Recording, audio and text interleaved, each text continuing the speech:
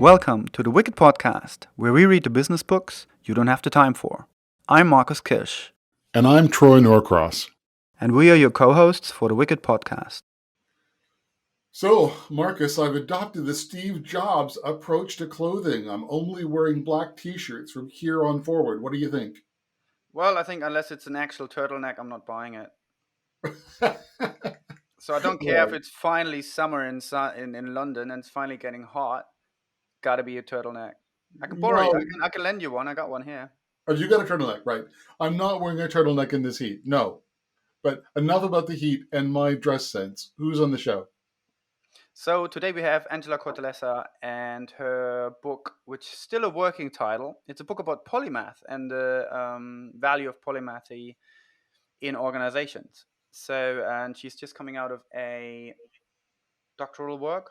So it's quite scientific, but it's interesting because I think it's a very interesting angle on, personally, from a wicked problem perspective. However, also in general, I think it's a really overlooked subject matter that I found very interesting. However, what were your insights? I think she really nailed it when she said that companies can really benefit the most from learning to spot people in their teams and in their organizations that have polymathic or are forms of polymath. And yes, polymaths are somewhere on a spectrum. Not everyone is 100% polymath or 0% polymath, but finding those people who are indeed polymathic in their abilities make them suitable for different kinds of positions in the company where there's ambiguity, where there's challenge, where there's diversity required, and where just a dead-on deep knowledge specialist doesn't apply. The other thing that I took away, and I do like the expression that for polymaths, learning is their superpower. So whether it's learning from doing basic desk research or whether it's thousands of hours of practice of classical guitar, there are a whole lot of different ways that polymaths operate in the world, but they're almost always around learning a new skill. But what do you think? What were your takeaways from the interview today? So yeah, I'm somewhere on this spectrum of polymathy for sure because I've been around for so many things and do so many things that I'm curious about. I'm sure I'm ending up somewhere there on a higher level without being a fully Leonardo Da Vinci for sure. That would be crazy to claim that. But what I liked about it, and also because I'm just been coming out of a week of doing research in a company that tries to develop a training program for a new mindset, for a new way of looking at sales and a new offer. And you can start at that level, just expanding the ability to sell something or look at the customer and identify better opportunities. And then you can go all the way to learning in general to make more time for learning and create new values in organizations. So learning itself, because of polymath, but also because of everybody else, is really, really important. And a lot of organizations are never giving time for learning. They rather say, no, let's just spend more time on selling the same stuff and just sell harder. It's like, yeah, but selling harder doesn't work anymore because, especially over the last year, the map just totally changed. So if you don't have an explorer, a learner, to understand the map better, the new map in particular, you're going to lose in this market. So not just for polymath, but for everybody else's sake, give more time for learning. And then if you give more time for learning, they will then naturally attract polymaths who can then look at a problem in a more holistic way. And they'll learn and they'll look at a lot of different aspects because that's what they like doing. And you'll attract those high value people. Because as much as you said, specialists and polymaths, they might sit on two different ends, but they both can contribute to the solution. They both have value. And we've just been focused on specialists for too much and for too long. So give more time for learning. Just to be really clear, she pointed it out very early in the interview, and I'm glad that she did. There's nothing about mathematics specifically around polymaths. Yeah. But anyway, let's stop clarifying. Maybe she should be doing all the talking. Marcus, where should we go? To the interview, please.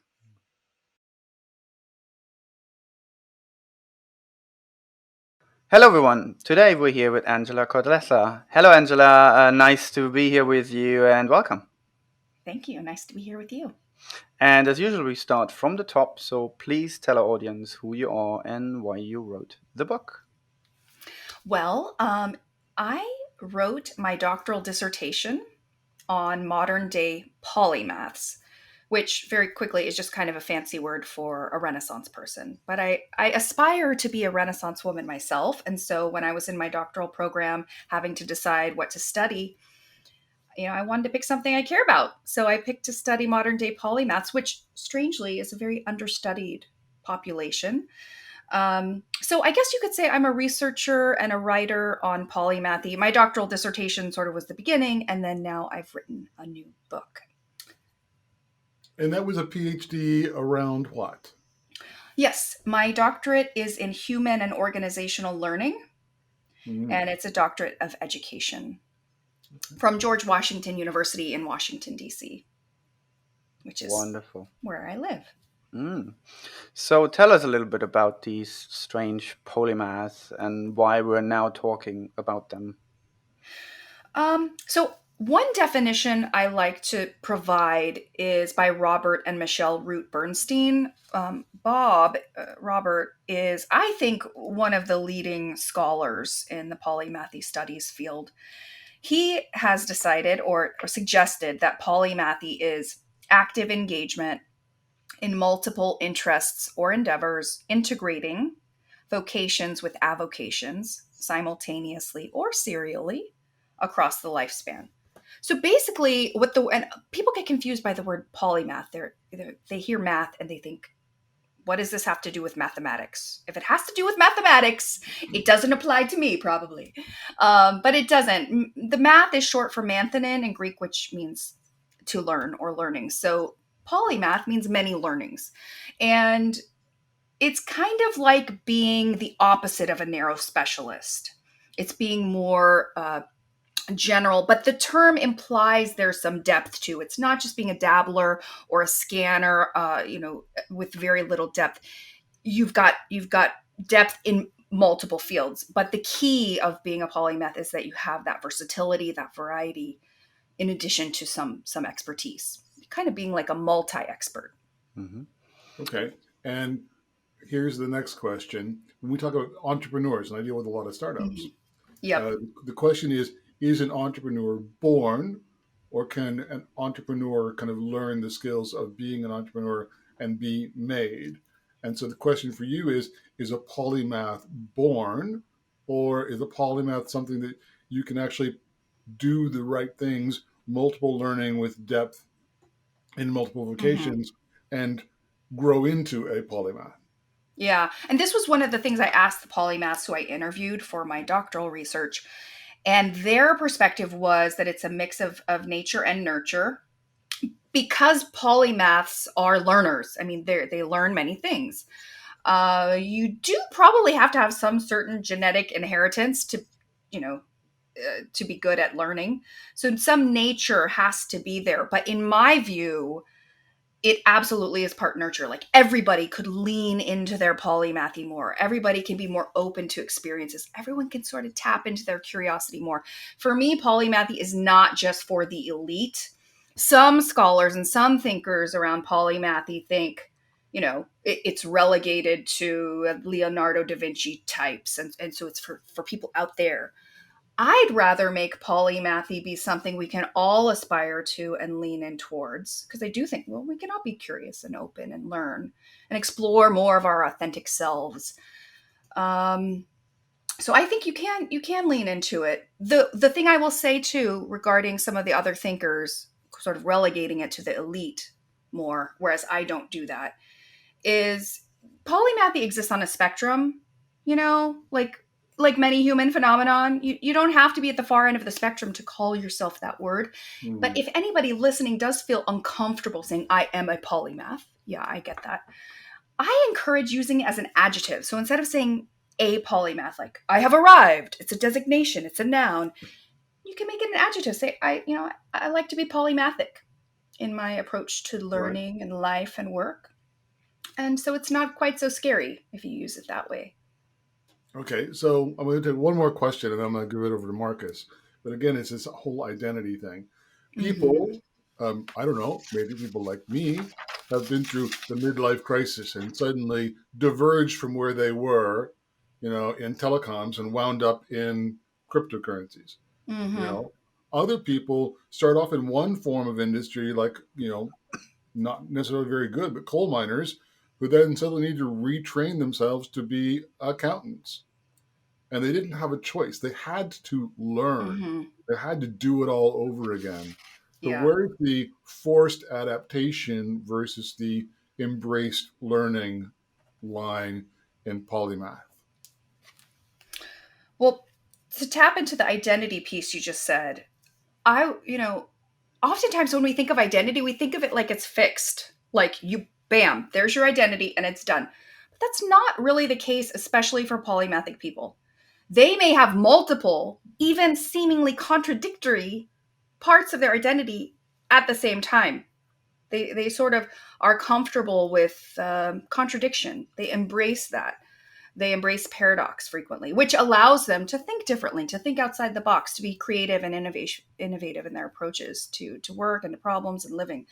Um, Polymathic identity can be difficult. It can be difficult to explain. It can be difficult to own. It can be difficult for people to just be aware of because we don't really talk about it.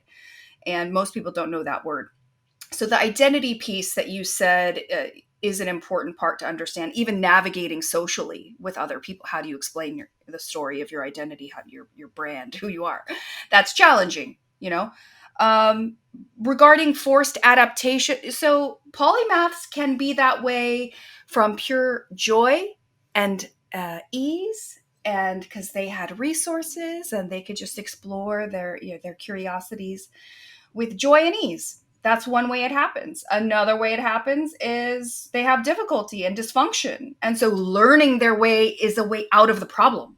I mean, really, if you think about it, how do you get out of problems? You learn your way out of problems. That's what we do. And so polymathy can be something that comes from joy and ease, even in family upbringings or financial aspect. This is all stuff I heard in my doctoral research. Or it can come from difficulty. It can come from both. So we work a lot in with organizations around change and transformation, which always includes some level of learning. And there's also the whole idea about the constant learning organization or the learning organization itself. And I think in times like these, learning and adoption is a really welcome trait. Mm-hmm. So therefore, I've quite seen people be able to learn quite easily, I would say. And at the same time, I've seen organizations where the system just really suppressed it. Yeah. So has anyone and organizations like to then measure, so how many people can we actually take on this new journey and how many we can't, because there's always will be a percentage that just can't, Mm-hmm. or maybe won't, who knows. um, but it's a big question. So maybe to start then with, a quite simple one, maybe a bit tiered towards organization and change. Has anyone ever looked out and said, how many polymers could there be? How many people have that ability or that potential out there in the population? Has anyone ever looked into that?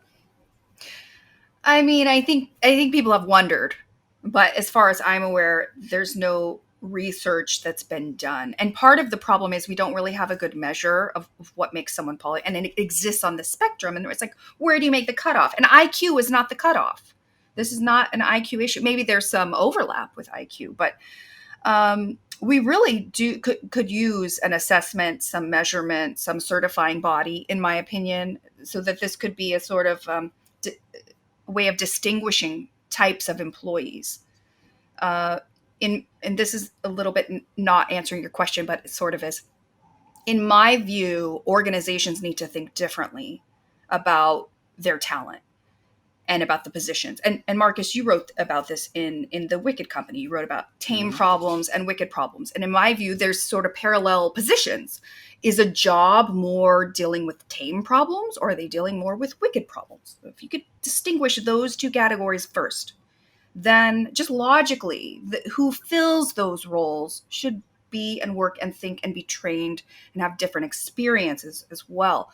And the way I wrote about them in my upcoming book is that there are knowers who are the deep specialists. You pay them to know the answers. You pay them to become deep experts in your organization and to go for them you go to them for answers. They should be able to know. There's not a lot of ambiguity or volatility in their world. But there is this other type of role where you don't want a knower, because what they knew before, if they keep applying that logic to tomorrow, will get you in trouble. So what you need in that role is a learner. You need a learner, which is what polymaths are. So I think about this, I call it the two types framework, that there are these two types. And so if you can figure this puzzle out in your organization, which roles, which types of people, and then get them to collaborate together like a hive mind, like a neural like network, then you're really going to see some, some game-changing strategy potentially to stay competitive. So you use the phrase on the spectrum. Yes. And we talk about various colleagues, friends, public figures that are on the spectrum, which means they're varying degrees of bonkers and bonkers brilliant. They're somewhere on the spectrum. Yeah. Yep. Well, we do. That's pretty common, I think. And so I think polymath again can be somewhere on the spectrum, from being a true learning polymath to I have polymathic ability that I might never use. Yeah, and they're all, polymath it's about being many things, and it can show up in many different flavors and fashions. In fact, one of the things I write about in the book is that I write about the spectrum concept, and I say that it's not just one spectrum. There's actually, if there were a polymathy spectrum, which there is, because I'm writing about it, I guess I've proposed it to the world. And others may come along and disagree and refine it, which would be wonderful. But it's actually a spectrum of spectrums. Like, there are different ways of looking at how polymathy can show up in human beings. And I write about this in the book. There, even just things like how aware are they of their own polymathy is one of the subcomponents. Or how much breadth and depth do they have? Are they introverted or extroverted in their polymathy? Like, there's just so many subcomponents about how that spectrum can look and be different from polymath to polymath. And the thing about polymaths is each person is so unique. It's a way of becoming individuated. It's a way of expressing your onlyness, of becoming more unique as a human being. Hold on. As a leader of a company, you've just scared the bejeevers out of me. Okay? Because, at the end of the day, I've got goals. I've got OKRs, I've got KPIs, I've got all of these things, and I just need these people to get out and do things. And this polymathic-ish something, someone, yes, everyone wants innovation. Everyone wants kind of real, massive transformation is the premise. But if they get there through polymathy, it's such a confusing journey. Where do leaders start? Where do they start on this whole journey of understanding polymaths in teams? Yeah. So I would say it doesn't have to be scary. Actually, it's a tremendous opportunity. It's a tremendous opportunity. We live in an age of specialization where organizational leaders, HR professionals have been taught hire specialists, hire experts, and that's it. And that's what we have blindly done. And it's kind of worked for us in the past. But I think we're at a turning point. The world's getting more complex. I mean, the issues we grapple with, the competition we face, we can't just keep doing things like we did yesterday and then assume we're going to stay, successful. So one of the things I think we need to do is tap into polymathic talent, because what's happening right now, by the way, is polymaths are out there. They are out there. And when they apply for jobs, they are charading as specialists because that's what they feel they have to do. Or they give up on organizations and they become entrepreneurs. But I look forward to a day when people can bring their full skill sets, their full talent, where they don't have to charade and masquerade as specialists in order to get decent jobs with company. And when companies can recognize that skill set, recognize that talent, and instead of wanting people to be cogs and wheels, and instead of fitting, round pegs into square holes, they actually look at the talent they have and figure out a way to tap into it, to appreciate it, to leverage it. It's so wasteful if you think about it, to have talent and then only use a portion of it. It's a waste of money, literally. And it's a waste of human potential, which is very frustrating to many intelligent, capable polymath. So don't be intimidated. It's an opportunity. I would say, a lot of the behaviors I would want to see from a manager leading polymathic talent, it's common sense in a way, and it would apply to any employee. Like, figure out what would make them happy at work. Figure out what they want to do, what they're good at. Treat them like human beings, not automatons or machines. I mean, it's not rocket science to tap into and use polymathic talent. You just have to be open to making some tweaks. And the way you make a polymathic employee happy is you tap into their superpower, which is their ability to learn and to be creative. Hmm. You figure out ways to tap into those capabilities. So that's then apart from the fact that, like anything new in organizations, let's say if I just have to look at some of my background in design thinking and service design, service design being a newish practice to Mm-hmm. organizations, it has the same challenges where it's often not fully understood what the value is. It has to Mm-hmm. still learn how to express that, how to integrate into a group and team, and where the overlaps are with other roles and responsibilities is often a challenge. Mm-hmm. So polymathy sounds a bit like there's even more of that, and it's a bit unclearer of what it is. But I want to pick up on the learning part then, because I'm literally just doing some research now for a global organization, and they want to introduce something new, and they want to do a training program around it, and it's all about learning, right? Mm-hmm. So interestingly, they all know now, and there's a couple of little bubbles within this global infrastructure where people know and understand the opportunity.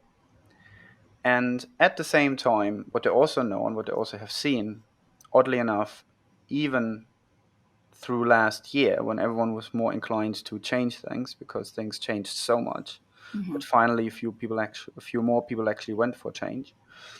They produced training, and then no one had time for training, to the point where there was one example about sales, and the sales dropped because digital channels were so much more important, and no one was trained on those. No one knew how to go about it. So they did a training program, put it out there, and then no one used it.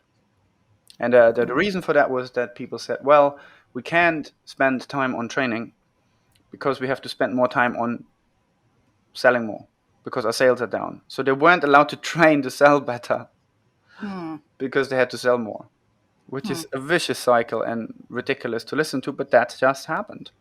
So how do you then tell companies to say, look, actually, those people in particular, if you don't let them learn, they're not going to work for you because Yeah, they're going to get that's right. frustrated very quickly. And the other thing is also, even beyond those people in teams, I've found it in service design and design thinking a lot, where there's more research now in the process that often the research is not acknowledged. And organizations don't even make time for the research, which is also learning, right? So there's a Right. lot of learning being suppressed for output. How do you Mm-hmm. go about and then say, look, what's the value here to let people more learn? How would you convince someone that this is, you know, better? So polymaths are good at learning. That's their superpower. They have voracious, hungry minds, and you're exactly right, Marcus. If they feel like they're not growing and learning, they grow dissatisfied pretty quickly at work. Um, Organizational leaders can use that learnability to their advantage rather than suppressing it. And I want to say too, learning isn't just training. Training is not the only way to learn. There's a place for training, like classroom training or online training. But that's only a portion of the way human beings can learn. I mean, especially for polymaths, they're very tend to be very self-directed in their learning. And that could show up by reading a book or listening to an audiobook or googling things or speaking with an expert and learning from them. So there are a lot of ways to think creatively about how learning takes place in an organizational context. Um, so I want to say that the other way to think about learning is if you had a resource that you could upgrade, wouldn't you want to upgrade it? Wouldn't you want to keep it cutting edge and fresh? That's what learning is for human beings. And so, yeah, there is something to be said for sales and pressure and money and efficiency, but there's also something to be said for investing into your people, improving the resources you have, keeping the resources you have, by the way, because if you have people who want to learn and improve and get better and grow, and you don't give them opportunities to do that, then you may lose them, and then that's costly.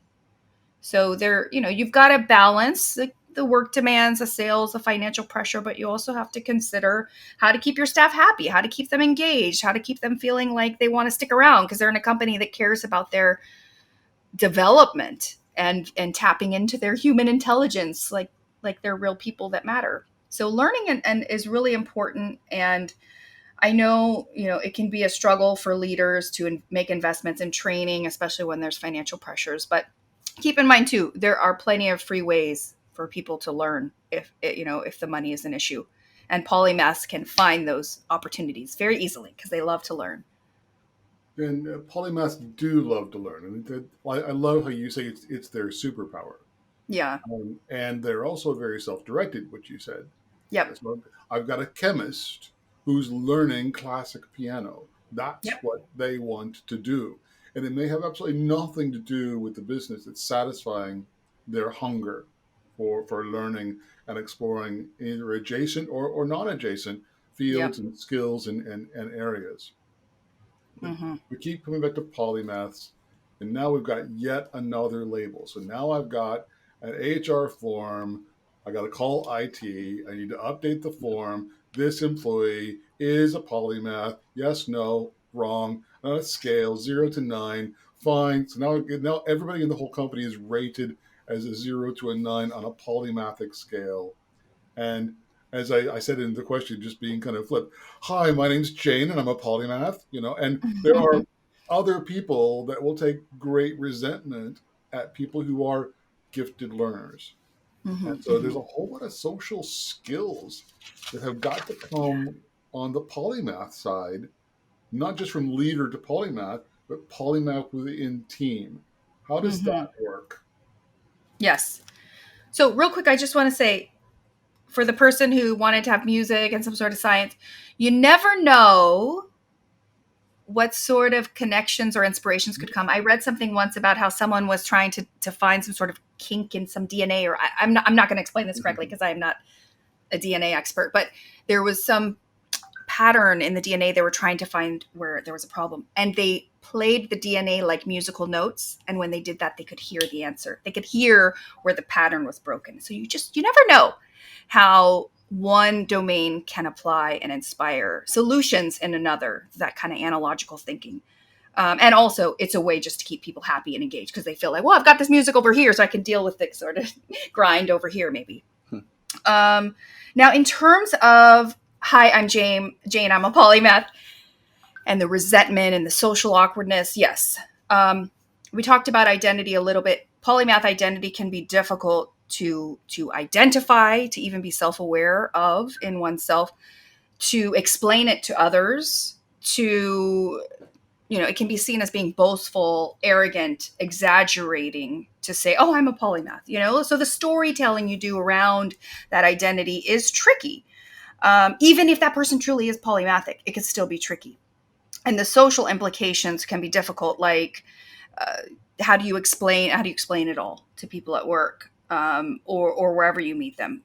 But what's funny though is your question is, well, how do you avoid resentment towards these super capable, superhuman polymaths?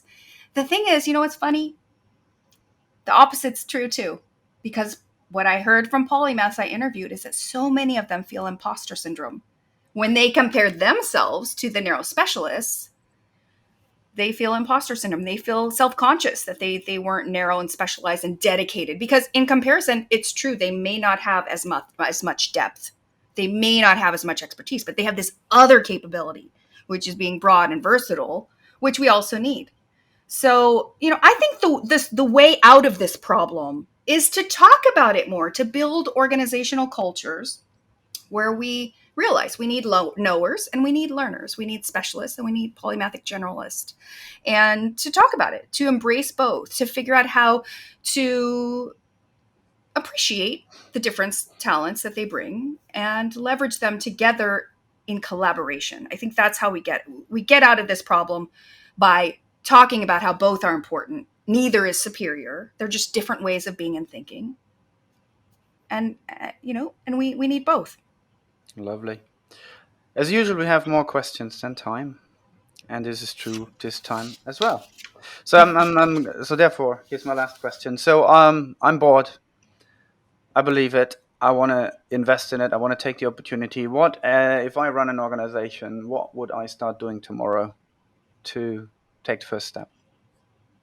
I would start with thinking about what types of roles do you have, or where do you have roles that sort of weak links. They're not as effective as you'd like them to be. Figure out, are those positions tame positions or wicked positions, like you would call them in your book, Marcus. So figure out which types of roles you have, and then accordingly, which types of talent you put into those roles. And then once you do that, you figure out how to harness them in tandem, in combination together. And one of the ways I suggest in my book is, actually, I reference Staniel McChrystal. He has a book called Team of Teams. Yeah. So rather than have fixed, rigid teams, you have a team of teams that flexes and ebbs and flows in and out of existence based on the needs of your organization. And in those sorts of stand-up, pop-up teams, if you will, you need a mix of knowers and learners. And for the most part, I would also suggest, if you have a project manager, putting a polymathic talent as the project manager, unless that project is very, very narrow and specialized. Okay, maybe then a specialist makes sense to manage that project. But, think in more fluid terms, especially if you're in an industry that's really tough, that's really volatile, uncertain, complex, ambiguous. Think in terms of ebb and flow more than rigidity. Think in terms of how can you create ambiguity as a leader. I know it sounds crazy, but sometimes having more ambiguity opens the door for these creative solutions to emerge, more so than the leader saying, do ABC, directing, micromanaging, even though they're not on the front lines, even though they really don't have a full grasp of the day-to-day problems. That's risky.